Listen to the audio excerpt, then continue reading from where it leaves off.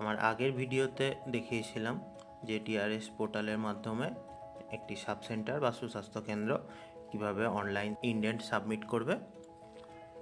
আজকে এই ভিডিওটিতে দেখব যে সাব সেন্টারে ইস্যু হওয়া যেসব মেডিসিনগুলো আছে সেইগুলো স্টক প্রতিনিয়ত কিভাবে আপডেট করতে হয়।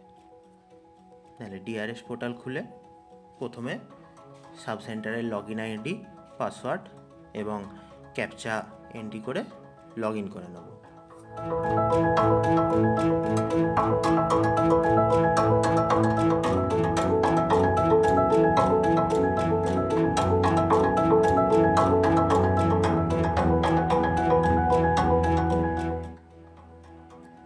লগইন হয়ে গেল। লগইনের পরে আমরা যাব রিপোর্টে। রিপোর্টের পরে যাব স্টক রিপোর্ট সামারিতে।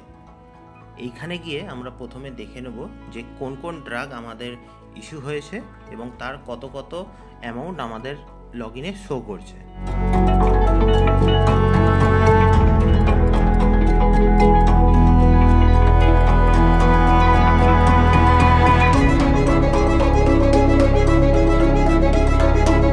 এখানে টোটাল 20টি ড্রাগ শো করছে এবং ইস্যুয়েবল স্টক যা আছে সেইখান থেকে আমরা খরচ করে আজকে স্টকটা আপডেট করব।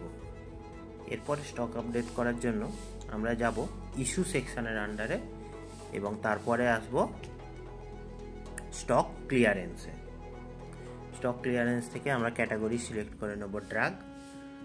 ড্রাগ থেকে ক্যাটালগ সিলেক্ট হয়েই আছে। এরপর স্টক ক্লিয়ারেন্স টাইপ করব কনজিউম। কনজিউম করার পর সার্চ করে নেব। সার্চ করে নেওয়ার পর ধরে নিলাম আমাদের সব কটা ড্রাগই শো করছে। অ্যামলোডিপিন আমার কাছে 50টা স্ট্রিপ ছিল, মানে 500টা ট্যাবলেট। সেইখান থেকে এখন আমার স্টক আছে 360, অর্থাৎ 140টা খরচা হয়ে গেছে।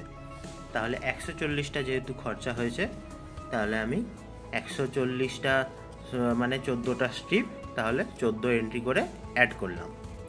অ্যাড করার পর এখানে ব্যাচ ডিটেলসে আমাকে এন্ট্রি করতে হবে।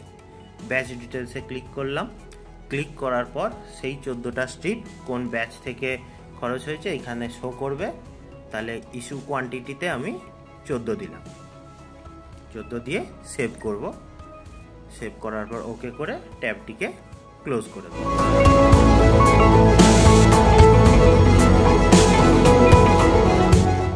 ক্লোজ করার পর আমি অন্য আরেকটি ড্রাগ আপডেট করার জন্য ক্লিক করলাম। ধরে নিলাম ডেক্সট্রোজ পাউডার। আমার কাছে 10টি ডেক্সট্রোজ পাউডার ছিল, সেইখান থেকে 10টি আমার খরচা হয়ে গেছে। এখন আমার হাতে আর কোনো ডেক্সট্রোজ পাউডার নেই।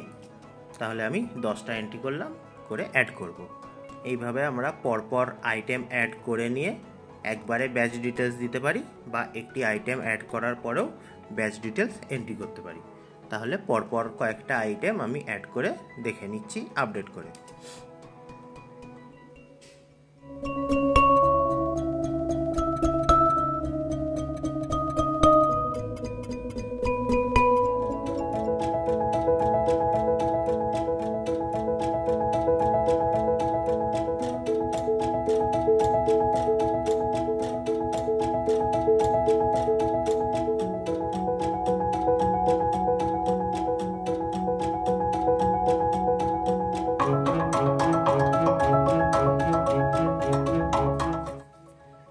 এই কটা ড্রাগ আমি আপডেট করব। তাহলে প্রতিটার ব্যাচ ডিটেলস এন্ট্রি করার পর আমি সেভে ক্লিক করলাম। সেভে ক্লিক করার পর ওকে করে দিলে আমি যে আইটেমগুলো খরচ করেছি সেইটার একটা প্রিন্ট জেনারেট হবে। সেটা প্রিন্ট করেও রাখা যেতে পারে, পিডিএফ করেও রেখে দেওয়া যেতে পারে।